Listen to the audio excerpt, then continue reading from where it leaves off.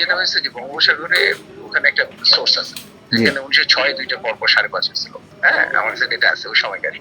আচ্ছা আমার মুখস্থ আছে, সেগুলো জানি, কারণ ওখানে খুব বেশি হয় না, কিন্তু মাঝে মাঝে ওখানে হয়। আচ্ছা আপনি যদি গত 5-10 বছর দেখেন, দেখবেন যে ওখানে একটা করে হয় বছরে, ছোট ছোট হয়। আচ্ছা এবার আসলে একটু বড়ই হয়েছে এবং টাঙ্গা দিকে হয়েছে, কিন্তু আসলে বে অফ বেঙ্গলে ওটা আচ্ছা। সাতক্ষীরার নিচে বে অফ বেঙ্গল একটা সোর্স আছে।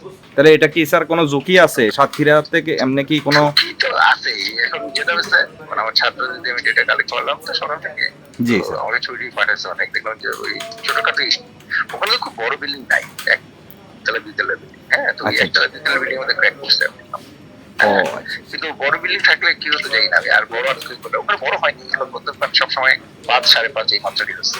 আচ্ছা স্যার, আমরা এমনিতে সবসময় বলি যে টাঙ্গাইলে একটা ফল্ট আছে কিংবা আরো অন্যান্য জায়গায় না, আছে। ওগুলো তো আলাদা। হ্যাঁ, কিন্তু এইখানে ফল্ট আছে, কিন্তু এখানকার বড় হয়, এটা সবই 5-5.5 মাত্রা।